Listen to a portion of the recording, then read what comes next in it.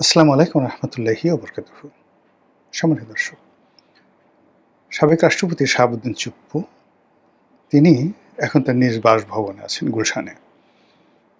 যেটা শোনা যাচ্ছে যে খুব দ্রুত তিনি চিকিৎসার জন্য দেশের বাইরে যাবেন, যেটিকে সবাই সেফ এক্সিট বলার চেষ্টা করছে। অন্যদিকে যারা চুপ্পু বিরোধী যারা লোকজন রয়েছেন তাদের বক্তব্য হলো যে কোনো অবস্থাতেই তাকে বাইরে যেতে দেওয়া হবে না, সেফ এক্সিট দেওয়া হবে না, তার বিরুদ্ধে মামলা হবে এবং মামলা হয়েছে। এবং নজিরবিহীনভাবে যে ঘটনাগুলো ঘটেছে সেটি হলো মামলায় তাকে আসামি করা হয়েছে, যে মামলায় তাকে দায়ী করা হয়েছে এবং যে বিষয়গুলো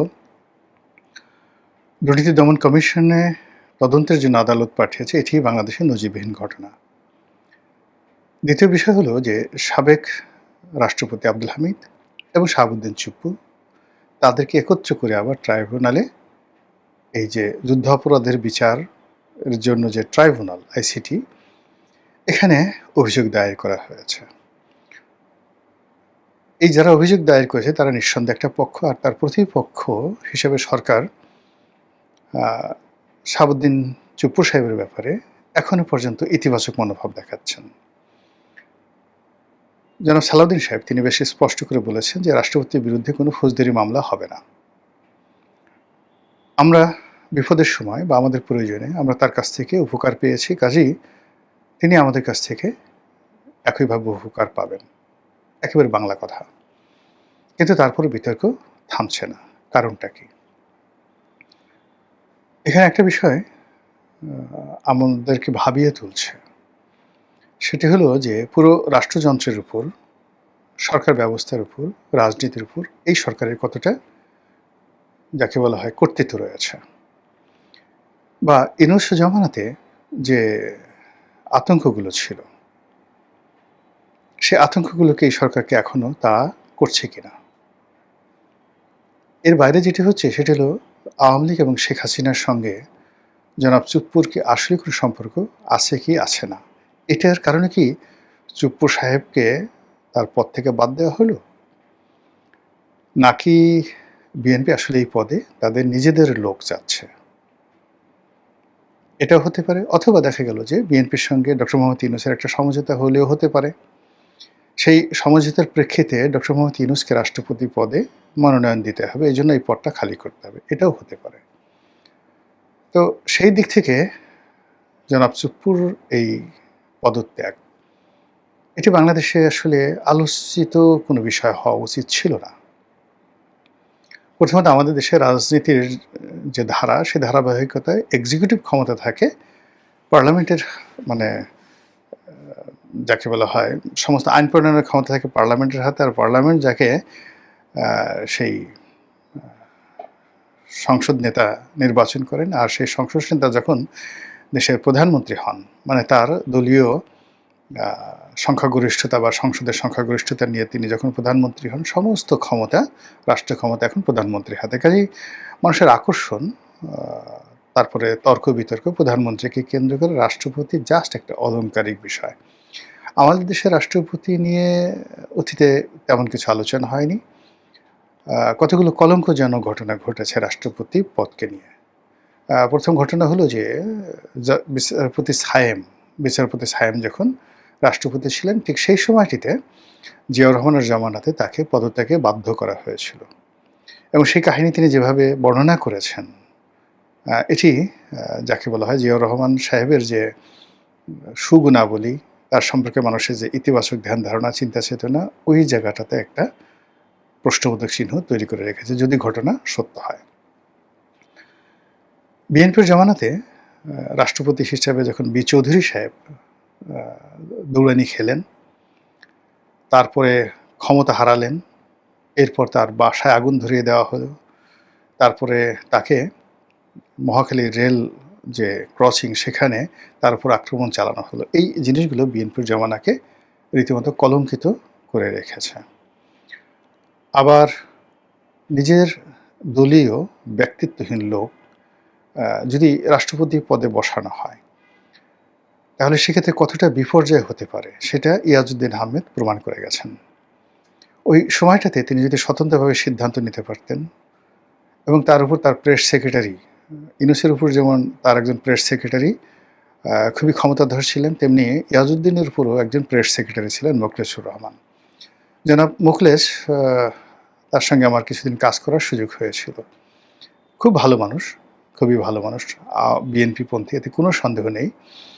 কিন্তু একজন রাষ্ট্রপতিকে চালানোর মতো মানে দক্ষতা, অভিজ্ঞতা, আপনি যদি নাঈমুল ইসলাম খানের কথা চিন্তা করেন, ইকবাল সুবহান চৌধুরীর কথা চিন্তা করেন, জাওয়াদুর রহমানের কথা চিন্তা করেন, বা বঙ্গবন্ধুর ছিলেন বাহাউদ্দিন সাহেব ছিলেন বঙ্গবন্ধুর প্রেস সেক্রেটারি, ওনাদের যে পর্যায়, সেই পর্যায়ে ওনাদের একটা কেনি আঙ্গুল হওয়ার মতো যোগ্যতাও এই ডক্টর মোহাম্মদ ইউনূসের, মিস্টার শফিক আর মোখলেছুর রহমান, ইয়াজউদ্দিন সাহেবের, এদের ছিল না। কিন্তু অবাক করার ব্যাপার হলো যে পুরো জমানাটা, অর্থাৎ ইয়াজউদ্দিনের পুরো জমাটা বেসিক্যালি মোখলেছুর রহমান চালিয়েছেন, আর শফিক সাহেব চালিয়েছেন ইউনূসের জমানাতে। Nothing, there was no third man. Yunus এবং মাঝামাঝিতে মানে সেই সব কিছু চালিয়েছেন। তো সেই দিক থেকে বলা হয়ে থাকে যে ওই যে মোখলেছুর রহমান বঙ্গভবনে, তিনি চলেছেন মূলত হাওয়া ভবনের কথায়, তারেক জিয়ার কথায়। এটা হলো বাস্তবতা। তো ওই মুহূর্তে কমান্ড যা কিছুই হয়েছে তখনও পর্যন্ত কিন্তু যদি ওখানে একজন ব্যক্তিত্ববান দলের ঠিক ওরকম পরীক্ষিত লোকজন থাকতেন, তাহলে এই ঘটনা কিন্তু ঘটতো না, 1/11-এর মতো ঘটনা ঘটতো না। ইয়াজউদ্দিন সাহেব প্রয়াত, বিশ্ববিদ্যালয়ের শিক্ষক ছিলেন। আমি একটা ঘটনা শুনেছি তার সম্পর্কে, ব্যাংকের একজন বড় কর্মকর্তা বলেছেন। ঘটনার সত্য মিথ্যা জানি না, কিন্তু ঘটনা যাকে নিয়ে উপলক্ষে আমি তাকে জিজ্ঞাসাই করে নিই, তিনি মোসাদ্দেক আলী ফালু। তো মোসাদ্দেক আলী ফালু এখনো জীবিত আছেন, যদি ঘটনার সত্য না হয় আই এম সরি, কিন্তু গল্পটা বলার আমি লোভ সংবরণ করতে পারছি না, বিকজ গল্পটার চাইতেও গল্পর যে অন্তর্নিহিত তাৎপর্য, সেই তাৎপর্যটা বেশি গুরুত্বপূর্ণ। তো সেই গল্পটা হলো এরকম যে তাকে একটা সারপ্রাইজ দেওয়ার জন্য মোসাদ্দেক আলী ফালু সাহেবকে বেগম জিয়া পাঠালেন যে যান, ইয়াজউদ্দিন সাহেবকে গাড়িতে করে নিয়ে আসেন, আজকেই আমি তাকে রাষ্ট্রপতি বানাবো। কেউ জানে না, এটা বেগম জিয়া আর ফালু সাহেব ছাড়া কেউ জানে না। তো তাকে সেখান থেকে নিয়ে আসা হলো, গাড়িতে করে আসছে, ফালু সাহেব তার পাশে বসা, রাষ্ট্রপতি হবেন একটু পরেই। তো সেই সময়টাতে তখন ওই বাংলা লিংকের সিম আসে ভাব, তখন সবার মধ্যে একটা ক্রেজ যে বাংলা লিংকের সিম খুব কম দাম হবে, মানে ওটা একটা স্বপ্নের ব্যাপার, লটারিতে বড় কিছু জয়ের মতো একটা ব্যাপার ছিল। তখন আসেনি, কিন্তু সবার একটা কামনা, একটা বাংলা লিংকের সিম যদি পাই, বিরাট একটা ব্যাপার। তো যাই হোক, গাড়ির মধ্যে বসে তিনি ফালু সাহেবকে নাকি বলেছিলেন, আমি আবার বলছি নাকি, যে ফালু ভাই আপনার কাছে একটা অনুরোধ। তো ফালু সাহেব জিজ্ঞেস করলেন কী অনুরোধ? বলে অনুরোধ হলো যে আপনি কিন্তু আমাকে 2টো বাংলা লিংকের সিম দিবেন, বাংলা লিঙ্ক যখন বের হবে 2টো বাংলা লিংকের সিম দিবেন। তো ফালু সাহেব, মানে এই কথা যিনি আমাকে বলেছেন তার সাথে ফালু সাহেবের কথা হয়েছে। তো ফালু সাহেব বললেন যে অবাক করা ঘটনা, যে লোক একটু পরে রাষ্ট্রপতি হবে সে আমার কাছে 2টো বাংলা লিংকের সিম চাচ্ছেন। তো এই ছিল তার পার্সোনালিটি। তো সেই পার্সোনালিটি দিয়ে আসলে প্রবলেমগুলো সলভ করা যায় না। তো সেই দিক থেকে আসলে শাহাবুদ্দিন চুপ্পু কিন্তু ইয়াজউদ্দিন সাহেবের মতো ছিলেন না।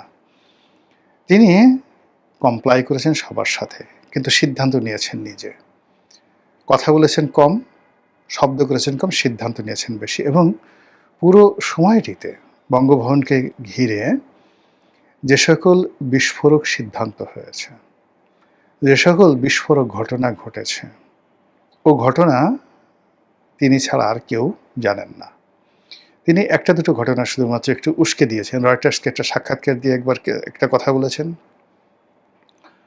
মানবজমিনের মতিউর রহমানকে সাক্ষাৎকার দিয়ে একটা কথা বলেছেন, আর কালের কণ্ঠে একটা সাক্ষাৎকার দিয়েছেন, কিন্তু কালের কণ্ঠের সাক্ষাৎকারের খুব অল্প অংশ ছাপা হয়েছে, বাকি অংশ হয়তো ভবিষ্যতে ছাপা হবে।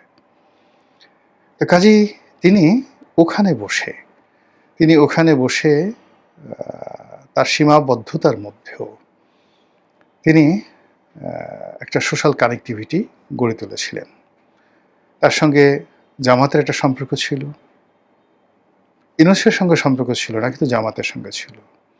তার সঙ্গে এনসিপির শীর্ষ যারা নেতৃবৃন্দ রয়েছেন তাদের সম্পর্ক ছিল। এখন তো অনেকে মানে যাকে বলে অনেকে অভিযোগ করছেন যে যেদিন তারা বঙ্গভবন ঘেরাও করতে গেছিলেন তখন এনসিপির সিনিয়র নেতারা বিশেষ করে মাহফুজ, আসিফ মাহমুদ, সজীব ভুঁইয়া আর কে যেন আছে তাদের নাম বলা হচ্ছে তারা নিষেধ করেছিলেন। অথচ আবার সেই মাহফুজই সেখানে গিয়ে বঙ্গবন্ধুর ছবি সেখান থেকে নামিয়ে ফেলেছেন। তারপর তিনি ওই সময়টাতে তারেক রহমান সাহেবের সাথে নিঃসন্দেহে তার একটা যোগাযোগ ছিল। এই যোগাযোগের প্রেক্ষিতে সেখানে অনেক কিছু ঘটেছে। তার সঙ্গে সেনাপ্রধানের সম্পর্ক ছিল, নৌবাহিনী প্রধানের সম্পর্ক ছিল, বিমান বাহিনী প্রধানের সম্পর্ক ছিল এবং তিনি এই যে পুরো সামরিক তন্ত্রটিকে বঙ্গভবনমুখী করতে পেরেছিলেন তার ডিপ্লোম্যাসি দ্বারা। ফলে আমরা শাহাবুদ্দিন চুপ্পুকে যত চুপচাপ লোক মনে করেছিলাম বা করেছি আসলে তিনি অতটা চুপচাপ নন। তাকে যারা খুব অথর্ব মনে করেছেন, তিনি দুর্নীতি দমন কমিশনের সবচেয়ে পাওয়ারফুল পদ কমিশনার তদন্ত হিসেবে ছিলেন। মূলত আসলে গোলাম রহমান সাহেব ছিলেন চেয়ারম্যান, কিন্তু পুরো সময়টা তিনি আসলে দুর্নীতি দমন কমিশনটা চালিয়েছেন। It's not a matter of joke. আবার তাকে বলা হয় এস আলমের যাকে বলা হয় সহযোগী। ধরেন এস আলম তাকে ব্যাংকের ডিরেক্টর করেছেন বা ভাইস প্রেসিডেন্ট করেছেন। ইসলামী ব্যাংকের একটা ভাইস প্রেসিডেন্ট, সেখান থেকে এস আলমের সহযোগী হয়ে তিনি রাষ্ট্রপতি হয়েছেন। এটা এত সোজা নয়, যেখানে আমাদের মতো মানুষ ২০ বছর, ২৫ বছর, ৩০ বছর মাঠের রাজনীতি করার পরে একটা নমিনেশন পেতে ১১ বালতি পানি খাওয়ার পরেও আমরা কল্পনা করতে পারি না নমিনেশন পাবো, সেখানে তিনি রাষ্ট্রপতি হয়ে গেছেন। এটা স্বাভাবিক বিষয় নয়। তো যেটা বলছিলাম যে এই স্বাভাবিকতা না থাকার কারণে কি হচ্ছে, তাকে অনেকে থ্রেট মনে করছে। বিশেষ করে বিএনপি বিরোধী যারা শক্তি রয়েছে তারা তাকে থ্রেট মনে করছে। এই থ্রেটের একটি রাজনৈতিক কারণ আছে আর একটি অর্থনৈতিক কারণ আছে। প্রথমত এস আলমের সঙ্গে তার সম্পর্কের কারণে ইসলামী ব্যাংকের তার যে পদপদবি ছিল এই কারণে তার প্রতি একটা ম্যান সিরিয়াস রয়েছে জামাতপন্থী যারা লোকজন রয়েছে তাদের। এবং তারা চাচ্ছে যে তাকে যদি আইনের আওতায় আনা যায় তাহলে এস আলমকে কিছুটা হলেও দমন করা যায়। কিন্তু এস আলম তো খালি চুপ্পুর মধ্যে সীমাবদ্ধ নয়। এস আলম এখন কোথায় নাই? এস আলম নিউ ইয়র্কে আছে, এস আলম দিল্লিতে আছে, সিঙ্গাপুরে আছে, এস আলম লন্ডনে আছে, এস আলম বঙ্গভবনে ছিল। এস আলম যে গণভবনে বা যমুনাতে বা প্রধানমন্ত্রীর কার্যালয়ে নেই, আপনি কি বুকে হাত দিয়ে বলতে পারবেন? এস আলম যে টেকনাফ, কক্সবাজার, উখিয়া, পেকুয়া, চট্টগ্রাম বন্দর এখানে নাই, আপনি কি বলতে পারবেন? এস আলম যে এখনও ইসলামী ব্যাংকে নাই, আপনি কি বলতে পারবেন? বলতে পারবেন না।